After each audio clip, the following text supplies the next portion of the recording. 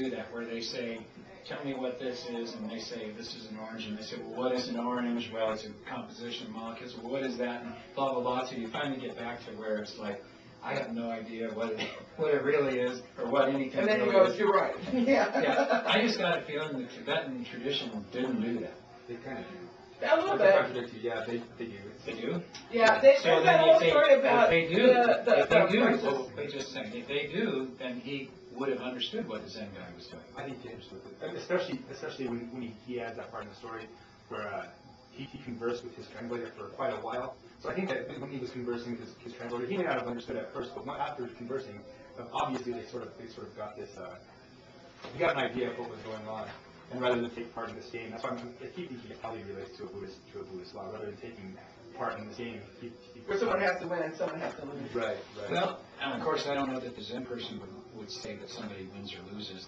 He might say that everybody benefits by additional enlightenment. By the education. However, the way he's described is as if he is adversarial. Yeah, it does make it sound that way. Otherwise, He may not be in actuality, but the way it was described. I think it's also possible that when they were chatting for a long time, I'm not saying this is, but another possibility is that he was trying to figure out what the Zen master was driving at because it was such a foreign approach to him.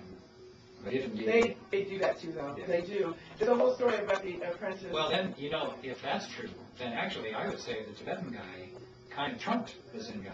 Right. So it would have been a kinder thing to do to play along with him. But what's the outcome of that? Well, you. But I mean, I don't think that's cultivating anything positive.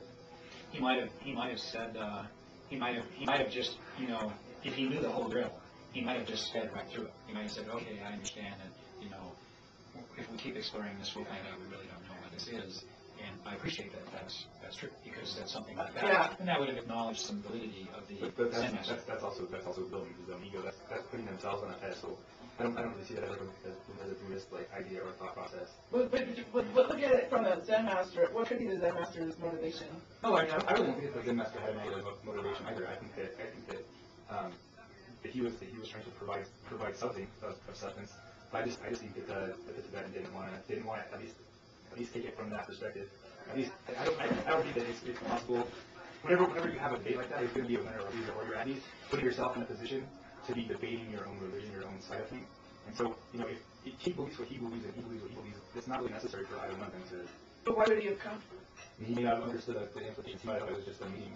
That he was speaking, that guy was speaking, and not wrong, great. Right. But it would seem to me, and once again, I'm speaking just from mostly an outsider's view looking in, but it would seem to me that a person who was, you might say, oriented towards enlightenment and was setting aside had developed some ability to look beyond themselves, so to speak, that they wouldn't necessarily see this meeting of the minds as necessarily requiring a winner and a loser.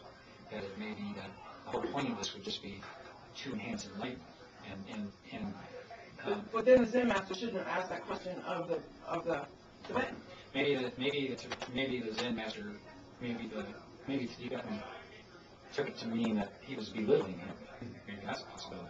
Because if he really understood this whole line of inquiry, I would have to say that what he said sounds like it was kind of put down. Well, putting something in your face like that, that's not comfortable You at all. guys started it. But Then it wasn't a very enlightening exchange, maybe. no, Maybe it was. I need the part because the Zen master, everybody, not just the Zen master, everybody knew it was a trick question. Everybody knew that, right? And then like you said, the Tibetan didn't just acknowledge that. But the thing is you're assuming that even when these people are enlightened, almost every tradition would say that first of all, almost every tradition will say that there are no enlightened people now.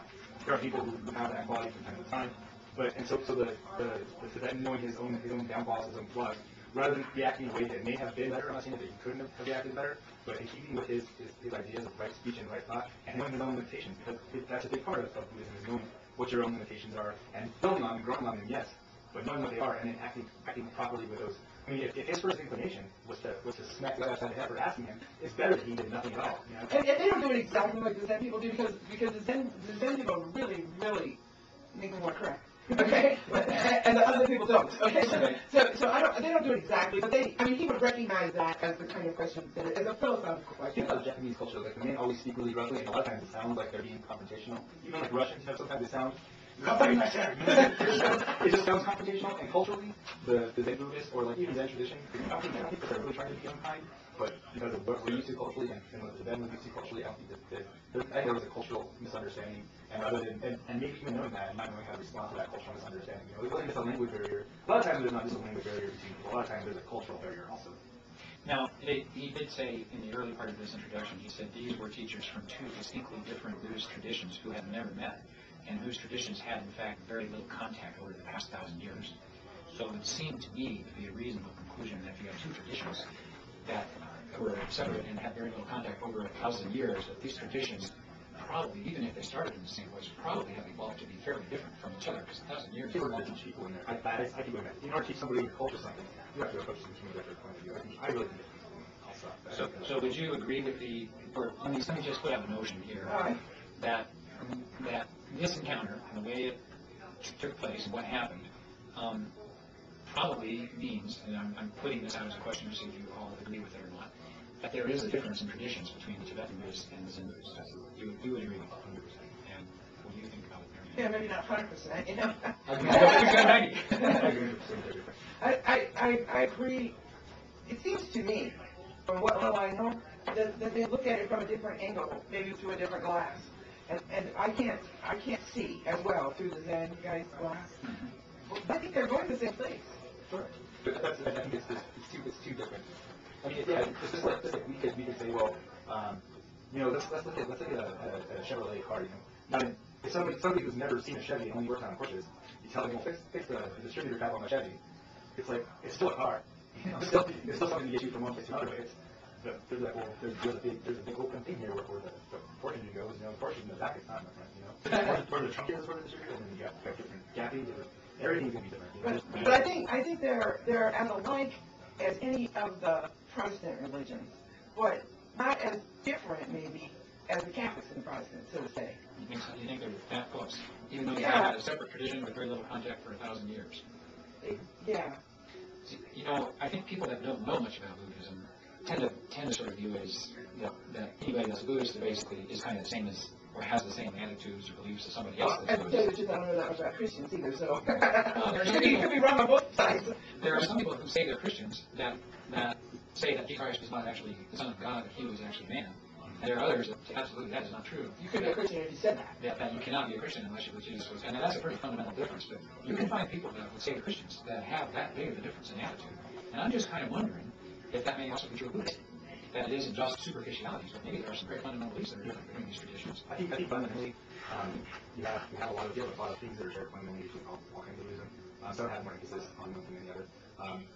If you want to take it from that example, there's a Theravada and then Mahayana. Mahayana believes that other people have achieved enlightenment and become basically awakened, and that they're able to share their point of view. Whereas Theravada movement that only the Buddha, only the original Siddhartha has become enlightened, and everyone else has come close or had moments of enlightenment, but not been able to achieve that power.